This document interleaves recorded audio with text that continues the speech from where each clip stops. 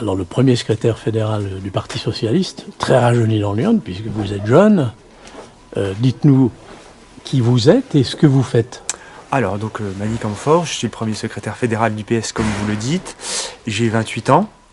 Je suis ingénieur agronome de formation. Donc, l'agronomie, ça touche à 3 sujets principaux. L'agriculture, évidemment, l'agroalimentaire et le développement du territoire. Et professionnellement, c'est cette thématique-là que j'ai approfondie, c'est ce pilier-là que j'ai approfondi, le développement du territoire et notamment des territoires ruraux. Voilà. Territoires ruraux, Lyon est un territoire rural. La Nièvre aussi, la Bourgogne-Franche-Comté de manière générale, si on accepte évidemment l'arc urbain, c'est un territoire rural. Alors vous êtes auxerrois? Oui. Ou vous êtes un importé? Alors je suis jovinien d'origine, mais ça fait quelque temps déjà que je suis auxerrois. Et du reste, j'ai bien fait parce que mes activités en tant que premier fédéral m'imposent d'être souvent sur Auxerre. Oui. Et votre activité professionnelle également? Alors mon activité professionnelle, non, elle est à la Nièvre, dans la Nièvre qui est limitrophe avec Lyon. C'est la gestion de fonds européens, c'est le développement de projets pour le développement des territoires ruraux, souvent financés par des fonds européens ou par d'autres fonds. Et votre patron, si j'ose dire, c'est qui? Mon patron, c'est une collectivité. C'est un PETR pour être exact dans la Nièvre. Dans la Nièvre. Ouais, parce que je considère qu'on ne peut pas avoir un engagement politique et avoir une activité professionnelle en lien avec les élus. Je ne peux pas, la semaine, travailler avec des élus de tous bords et en fin de semaine, le week-end, tracter, militer contre eux. Alors le Parti socialiste de Lyon a apporté son soutien à Guy Ferrez dès le départ. Pourquoi vous engagez-vous personnellement dans une liste auprès de Guy Ferrez à Auxerre?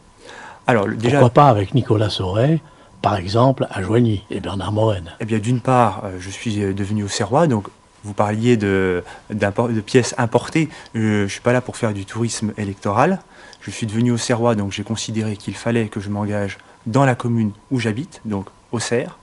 Et d'autre part, Nicolas Sauret peut aussi s'appuyer sur d'autres talents à Joigny.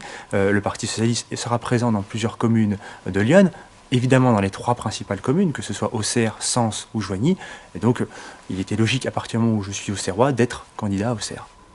D'accord. Le Parti socialiste, on a du mal quand même à le voir sous les radars depuis un certain temps, et on comprend, mais les choses ne se décantent pas vraiment. Dans Lyon, un jeune premier fédéral, combien êtes-vous? Est-ce que ça bouge? Est-ce que vous travaillez? Ou est-ce que c'est difficile? Les partis politiques, ils sont passés sous les radars médiatiques, mais ils continuent à travailler, que ce soit localement ou que ce soit nationalement. Dans Lyon, on est un petit peu moins qu'il y a quelques années, puisque certains sont partis du Parti socialiste, que ce soit pour ne plus exercer d'activité politique ou pour aller dans d'autres formations politiques. Nous sommes environ 200 au sein du Parti socialiste dans Lyon. Et effectivement, encarté, oui, régulièrement. Encarté. Oui. Voilà. Donc après, quand on est encarté, on a une activité militante plus ou moins régulière. Mais en encarté, et vous savez que au Parti socialiste, contrairement à d'autres mouvements politiques, c'est une cotisation qui est payante. Donc au Parti socialiste, on a à peu près 200 encartés. Voilà. Et au niveau du travail qui est conduit... vous dites payante, mais... Il y a une cotisation. Oui, mais la République En Marche, c'était 10 €. Quoi. Vous voulez dire que vous, c'est une et puis cotisation un peu plus sérieuse. On n'adhère pas en un clic. On n'adhère pas en un clic. La République En Marche, c'était globalement, pas que la République En Marche, la France Insoumise, c'est Génération, pour reprendre des formations de diverses origines. Donc, nous, on a une cotisation qui est payante. Ça a toujours été le cas parce qu'on estime aussi qu'une formation politique, pour pouvoir fonctionner, a besoin de moyens. Voilà. Alors, quels sont vos objectifs? Quel est l'objectif du PS dans Lyon, en dehors du fait de se redresser et d'essayer d'attirer de nouveaux adhérents? Lyon, je ne vous apprendrai pas que c'est une terre de mission pour la gauche. Lyon est un département historiquement de droite. On a eu très peu de parlementaires dans notre histoire, des députés et des sénateurs. Je crois que depuis les années 40, on n'en a pas eu. Donc, si, il y a eu Jean Cordillon. Mais il était député. Il était député, oui. C'est pour ça que je parlais des sénateurs. Les sénateurs, on n'a jamais eu de sénateurs, je crois, depuis 1948 de gauche. Et députés, on a eu Jean Cordillon, on a eu aussi Roger Lassalle. Oui. Jean-Yves Collet. Jean-Yves Collet, évidemment, et Henri Nallet. Voilà. Oui. Mais c'est une terre de mission. Donc, nous, actuellement, nous sommes candidats dans différentes villes, que ce soit donc Auxerre, Sens, Joigny, d'autres communes plus petites. On a aussi des militants à Toussy, on a le maire de Villeneuve-la-Guyère aussi qui est toujours encarté au PS et qui se représente. On a après des militants dans des communes plus rurales. Donc après, je ne vais pas forcément vous donner tous les noms. Mais l'idée, pour nous, c'est que le Parti socialiste a une compétence reconnue au niveau municipal. On parle d'ailleurs souvent de socialisme municipal. Et donc le PS, à chaque fois qu'il a été confronté à des crises, ce n'est pas la première, même si celle-là, elle est sérieuse, on ne va pas se le cacher. Mais le PS, à chaque fois qu'il a été confronté à des crises, souvent, il a puisé les origines de sa résurgence au niveau municipal. Et donc, il nous faut aussi être candidat et faire un travail au service des citoyens pour pouvoir faire ressurgir le Parti socialiste, que ce soit sous cette forme ou sous une autre forme. Quand on a 28 ans, qu'on est premier fédéral, qu'on a des responsabilités et qu'on assure une forme de transition de génération en génération, est-ce que c'est facile de travailler avec les, je ne vais pas dire les caciques, mais les anciens qui ont des habitudes, vieilles habitudes, parfois des manilles? Est-ce que c'est jouable? Est-ce que ça vous plaît? Est-ce que vous êtes optimiste? Alors, je dirais d'une part que Lyon a l'habitude, parce que vous parliez de Nicolas Sauret, il a été premier fédéral 10 ans avant moi, il a 10 ans de plus que moi. Donc en gros, il est devenu premier secrétaire fédéral à peu près au même âge que moi. Donc Lyon a l'habitude de faire émerger de nouvelles personnes à sa tête. Plus globalement, le travail se fait en bonne intelligence. Oui, les élus un peu plus anciens, ou les militants un peu plus anciens, se sont parfaitement habitués à travailler avec moi, et on travaille vraiment en bonne intelligence. Jean-Yves Collet travaille avec vous? Ah, Jean-Yves Collet, il n'est plus membre du PS. Il n'est plus membre du PS, c'est vrai qu'il est à La République En Marche. Parce que la règle, c'est une règle qui est nationale, c'est pas le PS local qui l'a exclu, mais la règle qui est nationale, c'est quand on est candidat contre un autre candidat qui est soutenu par le PS ou encarté par le PS, on ne fait plus partie du PS, au moins à titre provisoire. Et donc il ne fait plus partie du PS pour ça. Et vous voyez, les vieilles images demeurent, c'est comme Guy Ferrez qui dit qu'il n'est plus encarté PS, mais il a été PS toute sa vie. Oui. Donc on a du mal à l'imaginer ailleurs que dans les valeurs et la culture socialiste. On ne gomme pas ça d'un coup. Nous sommes d'accord, et c'est parce que son programme, nous avons estimé qu'il correspondait à nos valeurs, que nous avons accepté d'être avec lui au municipal. Parce que, mais La République En Marche a fait le même constat, puisque la République En Marche est à ses côtés. Mais disons que la République En Marche, et j'ai déjà eu l'occasion de le dire, c'est un mouvement qui est très protéiforme. Donc vous pouvez avoir des gens à La République En Marche qui viennent de la gauche, voire parfois on se demande pourquoi ils ne sont pas restés dans des partis de gauche. Vous pouvez avoir des gens de La République En Marche qui viennent de la droite, qui peuvent toujours être encartés à droite. Donc nous avons estimé que le projet correspondait à nos valeurs, c'est une liste ouverte, c'est une liste sans étiquette, évidemment, mais qu'il n'y avait pas d'incompatibilité. À partir de ce moment-là, à partir du moment où le programme nous convenait, à partir du moment où le maire est sans étiquette, la tête de liste et peut-être le maire est sans étiquette, et donc n'est pas affilié à une organisation politique qui est incompatible avec nous au niveau national, nous avons estimé que c'était possible de le soutenir. Est-ce que vous pensez que la méthodologie et l'expérience des socialistes en matière de campagne, parce qu'une campagne, comme disait le maire, il faut mener ça de manière professionnelle, c'est un métier, un vrai métier. Est-ce que c'est un atout? Oui, on peut considérer ça comme un atout. Après, le maire lui-même est aguerri en termes de campagne électorale, les gens qui l'entourent aussi, donc le Parti socialiste peut apporter un atout supplémentaire, mais je pense que le maire et son équipe ont aussi par eux-mêmes leurs atouts en matière de campagne électorale. Et les jeunes comme vous, est-ce que vous allez révolutionner ou amener un petit peu d'interactivité, un peu d'internet, de réseaux sociaux qui sont conspués par certains, surtout ceux qui n'y vont jamais ou connaissent pas, parce que ce sont des outils extraordinaires. Alors évidemment, il y a des abus, mais rien ne peut être parfait en ce bas monde. Alors au niveau du PS, on a un modèle en matière de réseaux sociaux, c'est Nicolas Sauret. Oui. Moi, je suis régulièrement ce qu'il fait. En plus, comme je vous l'ai dit, ma famille est d'origine jovinienne. Donc quand j'étais sur le jovinien, j'étais au premier chef concerné par ce qu'il mettait. Donc oui, nous essaierons d'apporter un peu d'innovation de ce côté-là. Nous allons aussi apporter des innovations en termes de programme. Comme a dit Guy Ferrez, le programme, nous l'avons discuté. Donc nous sommes venus avec nos propositions et nous avons vraiment discuté sur ces propositions pour faire passer ce qui nous semble être nos idées. Donc il en a pris un certain nombre. Il en a pris un certain nombre. Oui. Voilà. Il en annoncera sûrement tout à l'heure. Il en a pris un certain nombre. Est-ce que vous avez identifié que la mairie d'Auxerre, dans le domaine des réseaux sociaux, c'était quand même pas la panacée?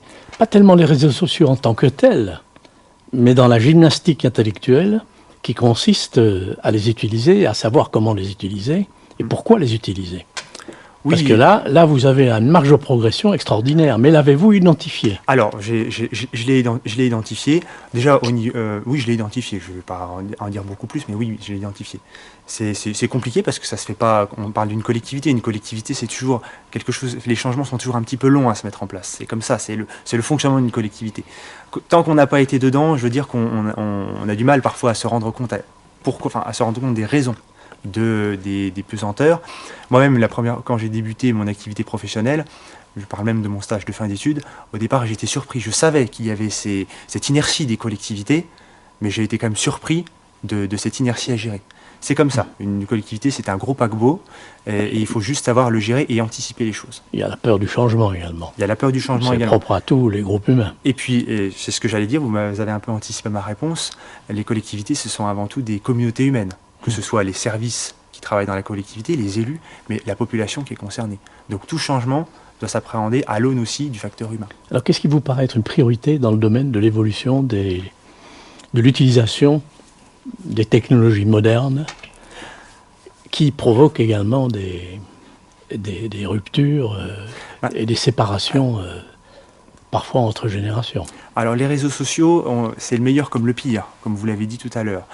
Si je regarde un petit peu le cas de Joigny qui est intéressant, on réclame de plus en plus d'interactivité et de rapidité de réponse aux élus.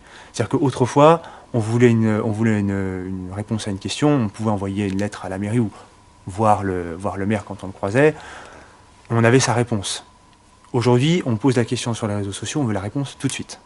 Et donc il faut gagner, ça c'est parfois compliqué à mettre en place et parfois compliqué de s'y tenir, il faut gagner en rapidité, apporter une réponse la plus compréhensible, la plus complète, pour que les gens ils puissent être satisfaits par rapport à la... Et ça crée du lien aussi. Et ça crée du lien. On le voit.